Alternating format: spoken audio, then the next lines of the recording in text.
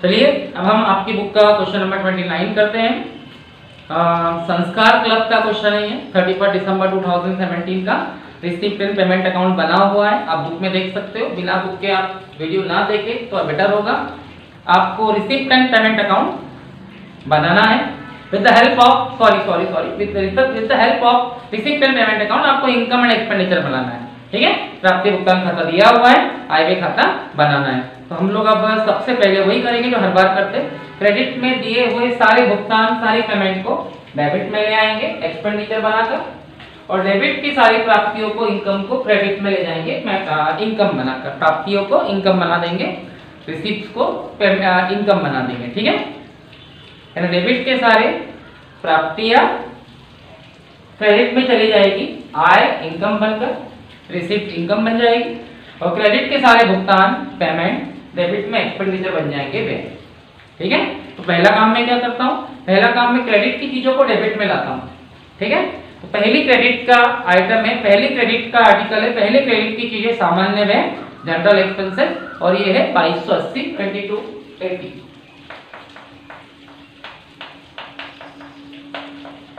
और इस पर किसी प्रकार का कोई एडजस्टमेंट शायद नहीं है। फिर है वेतन, सैलरी डेबिट में आ जाएगा।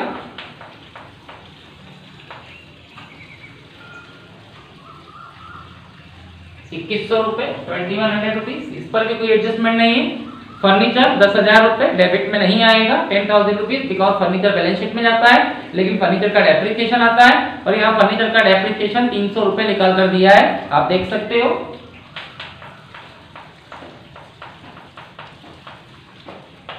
300 रुपीज फर्नीचर पे डेप्रिसिएशन लगाना है।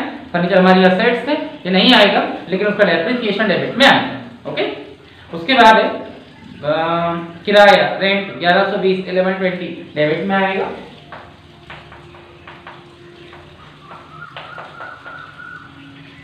उसके बाद है विनियोग, इन्वेस्टमेंट, ये नहीं आएगा क्योंकि हमारी संपत्ति है, असेट्स, इसको छोड़ देंगे। बट इस पर मिलने वाला इंटरेस्ट हमारी इनकम है, तो वो क्रेडिट में आएगा। फिलहाल इन्वेस्टमेंट छोड़ दीजिए, ठीक है। और उसके बाद रोकड़ शेष है, कैश बैलेंस, ये भी नहीं आएगा। मतलब क्रेडिट में से केवल जनरल एक्सपेंसेस, सामान्य में वेतन, सैलरी, किराया, रेंट, ये 3 चीजें डेबिट में आएगी, ठीक है। और फर्नीचर का डेप्रिसिएशन, फर्नीचर भी नहीं आएगा। और अब हम क्रेडिट की चीजों को डेबिट में ले जाएंगे। सॉरी, क्रेडिट की चीजें डेबिट में आ गई, अब डेबिट की चीजें क्रेडिट में जाएगी। मीन सारी प्राप्तियां, सारी रिसीप्ट इनकम बन जाएगी, आय। तो सबसे पहले रोकड़ शेष है, कैश बैलेंस, ये नहीं आएगा। उसके बाद चंदा है, सब्सक्रिप्शन, ये आपकी इनकम है।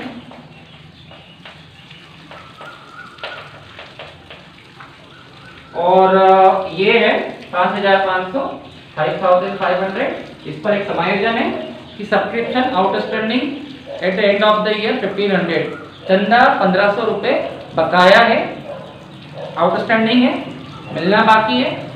आउटस्टैंडिंग का मीन्स देना बाकी नहीं होता, जो इनकम आउटस्टैंडिंग है मतलब वो मिलना बाकी है, ठीक है। बकाया है, मिलना बाकी है, तो इसको हम लोग प्लस कर देंगे।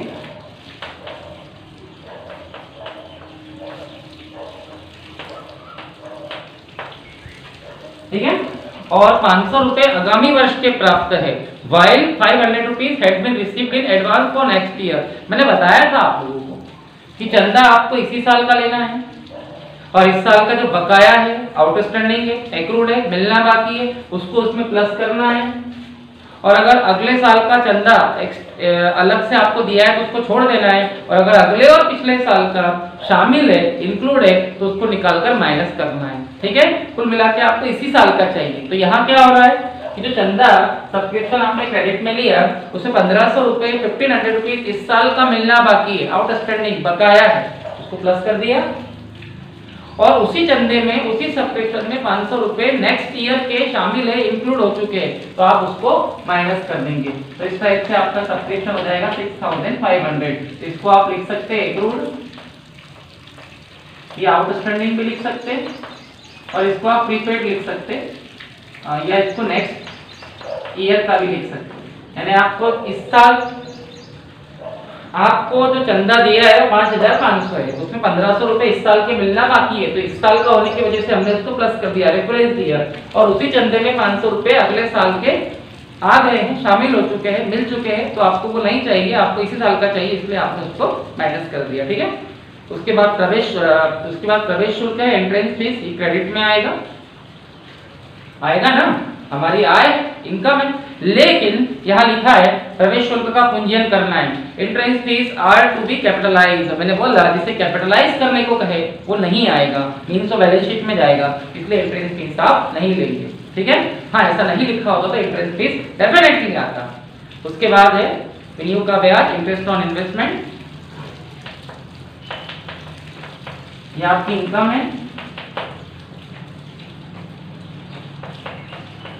और इस पर भी एक एडजस्टमेंट है कि विनियोग का ब्याज 500 रुपया प्राप्त है, मतलब मिलना बाकी है।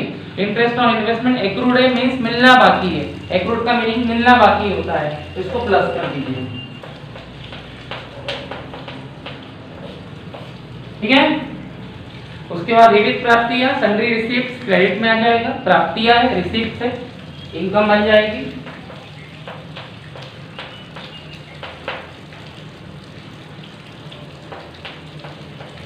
हो गया क्वेश्चन एंड। ठीक है, कोई एडजस्टमेंट बचा नहीं है। देन क्रेडिट का टोटल लगा है, इसी वर्क, ये आपका काम है, वही टोटल डेबिट में लिखते, और क्रेडिट में से डेबिट माइनस करके जो भी आंसर आएगा वो आपकी बचत है, सरप्लस, क्योंकि कम आय ज्यादा होती है, एक्सपेंसेस कम होते तो सरप्लस आती है बचत। अकॉर्डिंग टू योर क्वेश्चन, आपके क्वेश्चन के हिसाब से ये 3800 रुपए आना चाहिए। ठीक है, आप एक स्क्रीनशॉट ले सकते हैं इसका।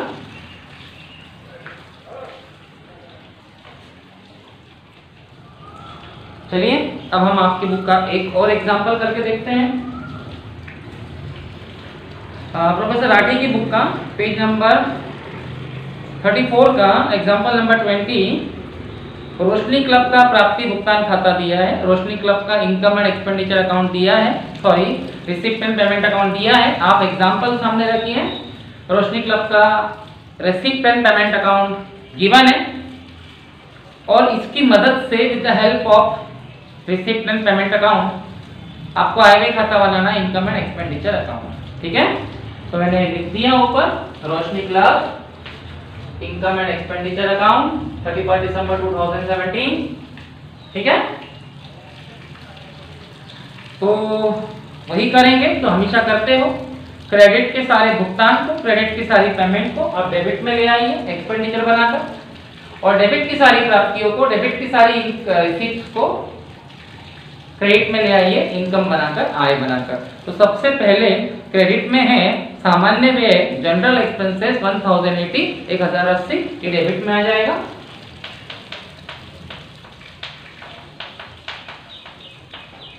और इस पर एक समायोजन है, एडजस्टमेंट है, और वो ये है कि सामान्य व्यय 100 रुपए अदत्त है, जनरल एक्सपेंसेस 100 रुपीज आउटस्टैंडिंग है, तो इसको प्लस कर देंगे।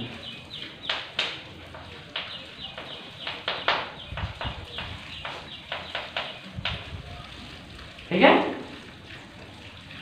यहां लिखते हैं आउटस्टैंडिंग। उसके बाद वेतन और मजदूरी है, सैलरी एंड वेजेस, ये खर्चा है, डेबिट में आ जाएगा।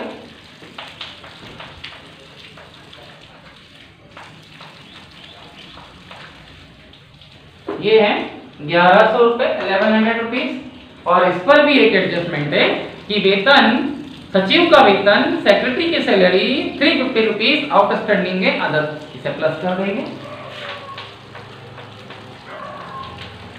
ना आप लोग,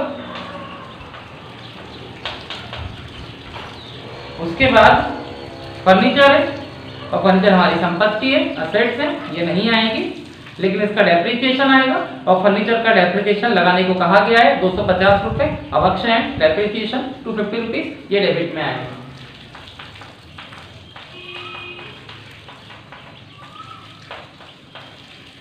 उसके बाद है किराया और कर, रेंट एंड टैक्स, ये डेबिट में आ जाएगा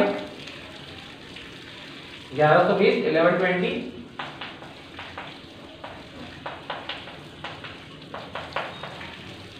उसके बाद है समाचार पत्र, न्यूज़पेपर 250, ये भी डेबिट में आ जाएगा।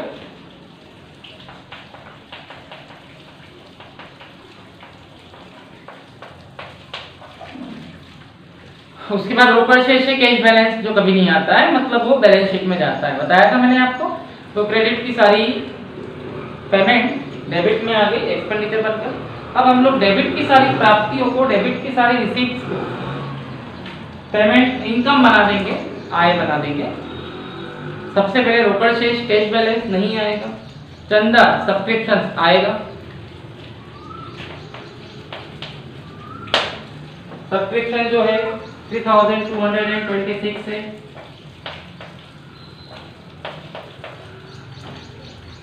सॉरी 3260 है। इस पे एडजस्टमेंट है। चंदा 500 रुपए बकाया है। Subscription due to be received, मतलब मिलना बाकी है, येट टू बी रिसीव्ड, मिलना बाकी है, आउटस्टैंडिंग है, तो इसको प्लस कर देंगे। ठीक है, तो ये हो जाएगा आपका। ठीक है, उसके बाद है आजीवन सदस्यता शुल्क, life membership fees. Membership fees आपकी इनकम है, क्रेडिट में आएगा, डेफिनेटली आएगा, बट यहां लिखा है life membership fees are to be capitalised. Life membership fees आजीवन सदस्यता शुल्क का पूंजीकरण करना है, इसलिए ये नहीं आएगा। ठीक है, इसे छोड़ देंगे। बताया तो मैंने आपको, रूल समझाया है। प्रवेश शुल्क, एंट्रेंस फीस आपकी इनकम है, ये आएगा।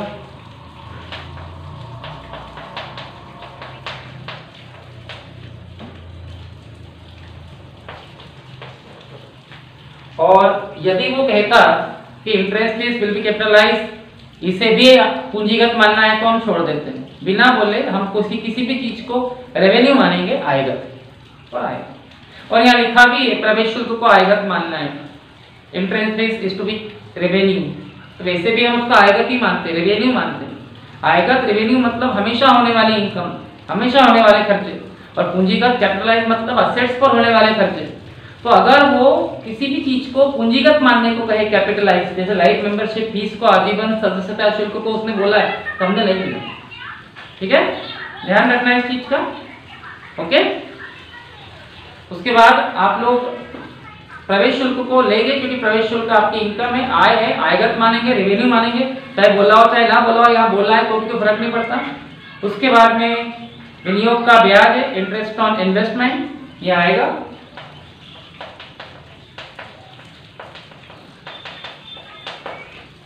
और विनियोग का ब्याज, इंटरेस्ट ऑन इन्वेस्टमेंट जो है वो 380 380। इसके बाद विविध प्राप्तियां है, सन्ड्री रिसीप्ट्स, क्रेडिट में आएगा।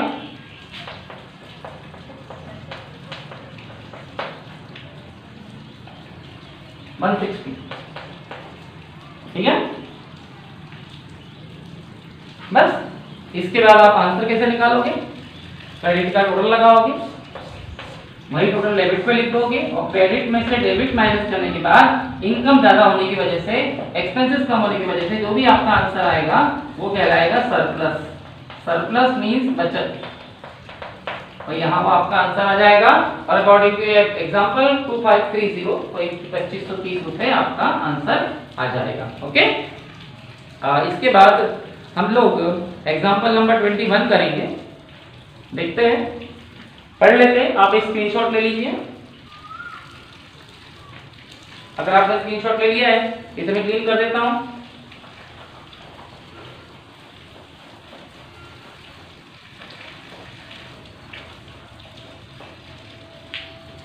चलिए, एग्जांपल नंबर 21, सुरभि क्लब का प्राप्ति भुगतान खाता, रिसिप्ट एंड पेमेंट अकाउंट दिया हुआ है, और आपको समायोजन की मदद से with the help of adjustment आपको आय व्यय खाता, इनकम एंड एक्सपेंडिचर अकाउंट बनाना है। ठीक है, तो ऊपर लिख देंगे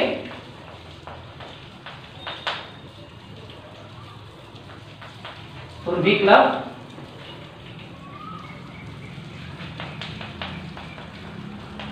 इनकम एंड एक्सपेंडिचर अकाउंट।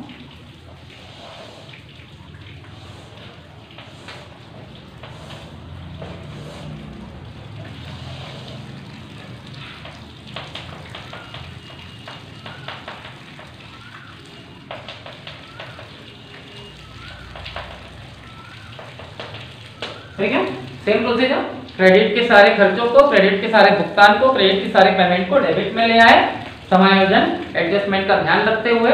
तो सबसे पहले वेतन दिया हुआ है, सैलरी 1400 रुपए, क्रेडिट से डेबिट में आ जाएगा।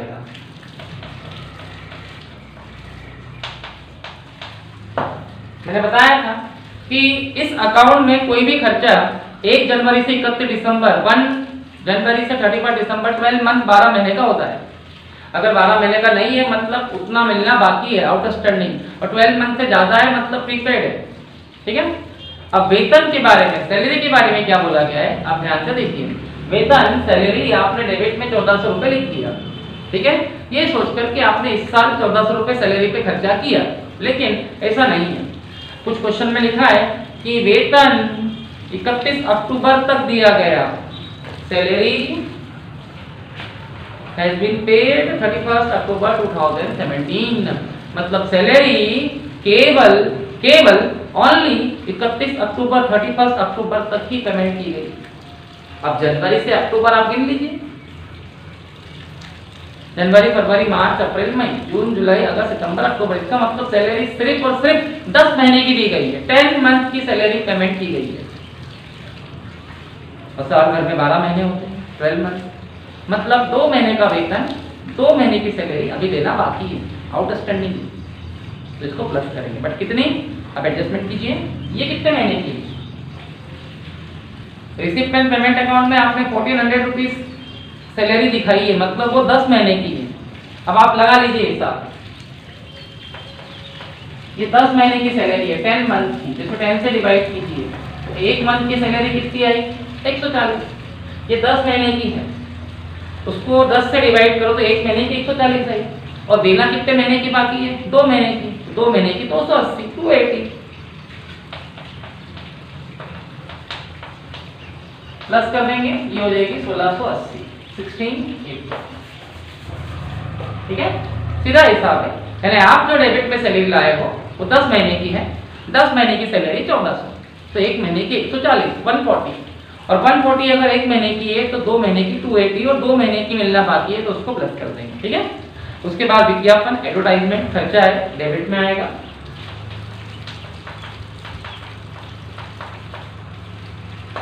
शॉर्टकट लिख रहा हूं, 750, 750।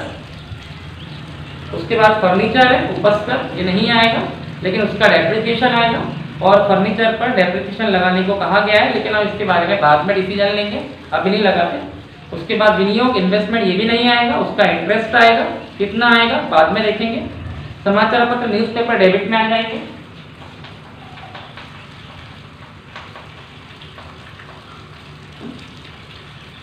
तो क्रेडिट के साथ अगला है रोकड़ शेष, कैश बैलेंस, ये भी नहीं आएगा। मतलब क्रेडिट की कौन कौन सी चीजें छोड़ दी गई डेबिट में लाने के लिए। उपस्कर, फर्नीचर छोड़ दिया गया क्योंकि हमारी संपत्ति, असेट्स है। विनियोग, इन्वेस्टमेंट छोड़ दिया गया क्योंकि हमारी संपत्ति, असेट्स है। और रोकड़ शेष, कैश बैलेंस भी छोड़ दिया गया। ठीक है। और अब मैं क्रेडिट की चीजें डेबिट में ला रहा हूँ, मतलब प्राप्तियों को, रिसीप्ट को, सॉरी इनकम बना रहा हूँ। देखिए आप लोग, सबसे पहले रोकड़ शेष, कैश बैलेंस, ये नहीं आएगा। चंदा, subscription, 3 types of subscription here, यहाँ 3 चंदे दिए हुए हैं, उसमें से आप वही लेना जो इस साल का है। और 2017 का चंदा, 2017 का सब्सक्रिप्शन 2100 रुपए, 2100 रुपीज। और इस पर एक समायोजन है, इस पर एक एडजस्टमेंट है, और वो ये है कि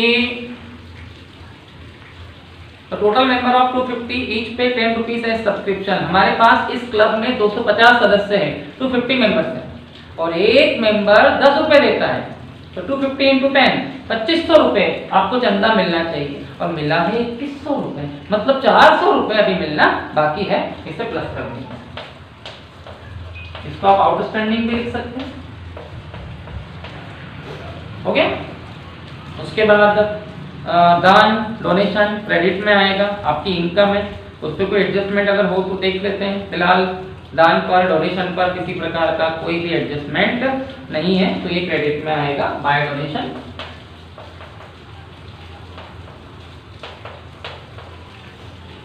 उसके बाद प्रवेश शुल्क है, एंट्रेंस फीस, ये क्रेडिट में आएगा। बट इसके ऊपर एडजस्टमेंट है कि प्रवेश शुल्क का आधा भाग पूंजीयन करना है। ठीक है। Half of the entrance fees is to be capitalise, यानी आपको एंट्रेंस फीस का आधे को पूंजीगत मानना है, आधे को कैपिटलाइज मानना है। तो जो आधा कैपिटलाइज मानना है पूंजीगत, उसे छोड़ दिया जाएगा, बचा हुआ आधा आगम मानकर रेवेन्यू मानकर आएगा। तो ये 1540 दिया है, 1540, 1540 का आधा आई थिंक 770 आएगा, 770। आप उसको निकाल सकते हो। 1540 का आधा कर दीजिए, 770 आएगा। ठीक है, आधा ही आएगा क्योंकि हाफ आएगा। हाफ कौन सा आएगा? जो आगम में रेवेन्यू कैपिटलाइज पूंजीगत छोड़ देंगे। उसके बाद मनोरंजन से लाभ, interest from entertainment profit,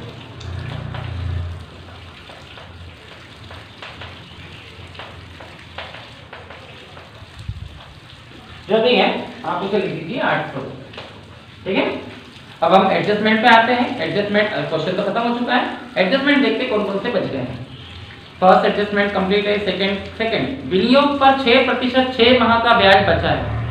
interest on investment 6% 6 month is accrued. यानी आपने जो इन्वेस्टमेंट किया था, देखो मैंने बताया था कि हम इन्वेस्टमेंट छोड़ रहे हैं क्योंकि इन्वेस्टमेंट हमारी एसेट्स है, लेकिन विनियोग इन्वेस्टमेंट पर मिलने वाला ब्याज, मिलने वाली इनकम वो क्रेडिट में आती है। तो आपने इन्वेस्टमेंट कितना देखा था इस सवाल में, इस क्वेश्चन में इन्वेस्टमेंट 1500 रुपए है, 1500 रुपीज। ठीक है, ये तो बैलेंस शीट में जाएगा, लेकिन उस पर 6% 6% और 6 महीने का 6 मंथ का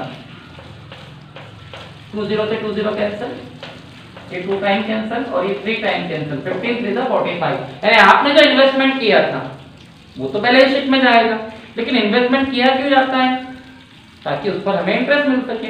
तो उस पर हमें 15 3 45 45 रुपए ब्याज मिलेगा इंटरेस्ट, और इंटरेस्ट ऑन इन्वेस्टमेंट हमारी इनकम है, देन वो क्रेडिट में आएगा।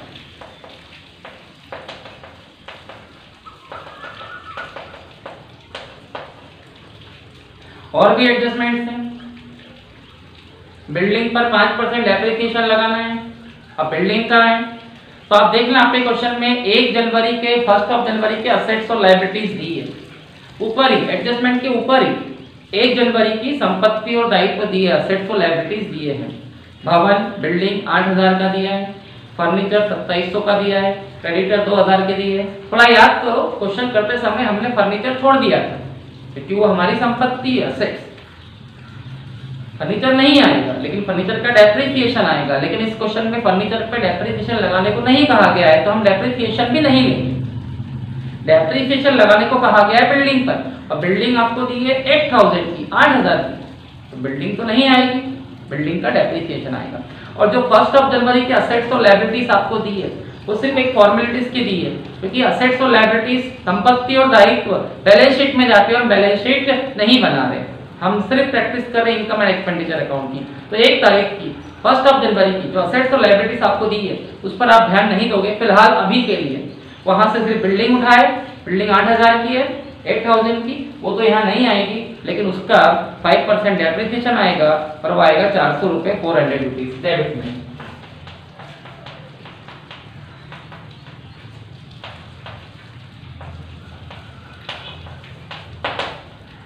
ठीक है, 8000 का 4%। तो लास्ट में कोई एडजस्टमेंट नहीं बचा, क्रेडिट का टोटल लगा दीजिए और फिर डेबिट माइनस करके जो भी आंसर आएगा वो आपका सरप्लस यानी बचत मानी जाएगी, और एग्जांपल के अकॉर्डिंग वो आ जाएगी आपकी 2495।